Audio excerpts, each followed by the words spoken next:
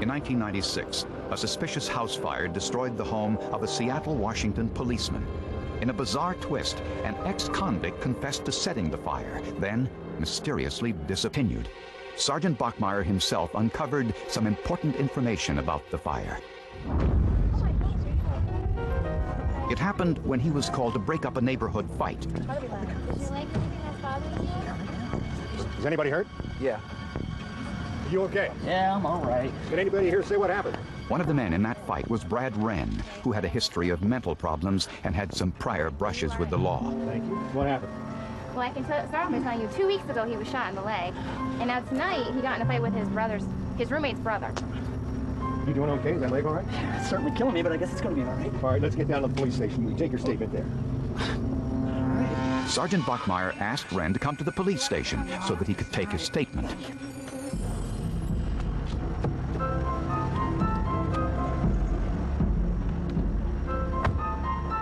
According to Sergeant Bachmeier, during questioning, Wren asked Bachmeier if he was the cop whose home was destroyed by the recent fire.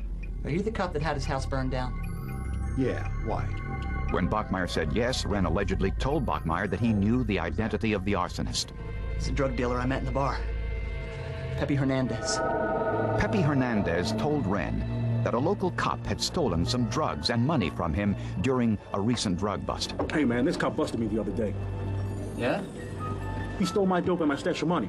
So what are you going to do? I know where he lives, and I want to go get my stuff back. You know, I'll give you $500 if you come and help. The cop Hernandez was talking about was none other than Sergeant Bachmeier. Where be going? So I said, okay.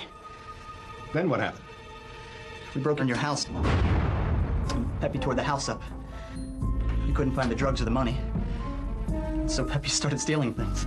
Paintings and statues. And I heard him say he was going to burn your house down. And then he just did it. Where is he now? You think I'm going to help you find him? You're crazy. He'll kill me. When I left, he was pissed, and I'm glad he's gone. Sergeant Bachmeier transcribed Wren's entire statement, had Wren sign it, then released him from custody. But Bachmeier had a dilemma. The confession implicated him in the theft of drugs and money. So he decided not to turn it over to his superiors. At least, not yet. Then he was just more or less wacky, you know. And evidently he'd been off his medication for a while, and him and Brad got into it. They were doing some kind of siding or roofing or something for a friend. And Brad hit Emmett's finger with the hammer. And that's what Emmett said he shot him for. Unaware of Brad Wren's alleged confession, arson investigator Becky Gibbs was assigned to investigate the arson fire at Sergeant Bachmeier's home. She saw evidence that was inconsistent with a fire set for revenge. And typically, if somebody's going to set a fire for revenge, they may go to some trouble to set a fire, but this particular way of setting a fire takes some time. The debris from the fire was analyzed using gas chromatography, which they discovered he was missing. There wasn't any of his clothes, none of his shoes, nothing left in the house. Wren's roommate, Emmett Marcel, who had shot Wren in the leg just a few weeks earlier, said he knew nothing about Wren's disappearance. I knew Brad was dead. I knew it. I don't know how I knew it. I knew my son was dead. We would have heard from him. He would have never went off and left his dogs with nobody taking care of them. He would have never, he would have just never left them like that. Detective Denny Gula asked Matt Bachmeier if he knew anything about Wren's disappearance, since Bachmeier was the last known person to see Wren alive.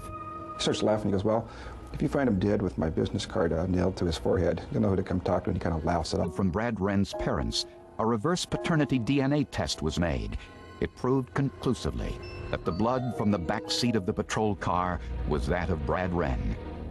Can anybody here tell me what happened? Bachmeier said the blood was from Wren's bloody nose that occurred in the fight Bachmeier was called to break up. Investigators decided to test this hypothesis to see if the size of the bloodstain was consistent with the nosebleed. Forensic scientists used identical rear seats from other patrol cars to conduct their test. Using head sculptures with wigs and weights to simulate a human head, investigators poured different amounts of blood onto the seat cushions. It took 2 quarts of blood, to produce a stain the size found in Bachmeyer's patrol car. A loss of 2 quarts of blood would be life-threatening. Police also found Brad Egbone, a surgical repair identical to one performed on Brad Wren. And near some of the bones in the park, searchers found a red, white, and blue leg cast. Witnesses said Brad Wren was wearing an identical leg cast when he left with Sergeant Bachmeyer in his patrol car. The marrow in one of the bones was tested for DNA, and the results confirmed what investigators already suspected. The bone was that of Brad Wren. The DNA from the bone marrow also matched the blood in Sergeant Bachmeyer's car. First thing I did, start bawling. Cried my heart out. But I was glad in a lot of ways they found him. His entry onto the Pro Bowlers Tour. But removing his bowling trophies and artwork from the home before the fire was a classic arson mistake.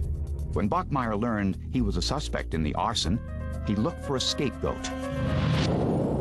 Brad Wren was in the wrong place at the wrong time. And there is no evidence he ever made it to police headquarters for questioning. Somewhere along the way, Bachmeyer stopped his car and forced or coerced Wren into signing some blank police reports. I'm not going to bother taking you down to the station. I'll just write the report from what you've already told me. There'll be no charges. Sign a couple of these forms for me, would you? Is this something you normally do? Yeah. It's fine.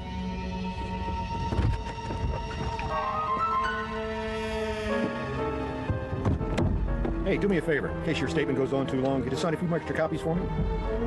Yeah, sure.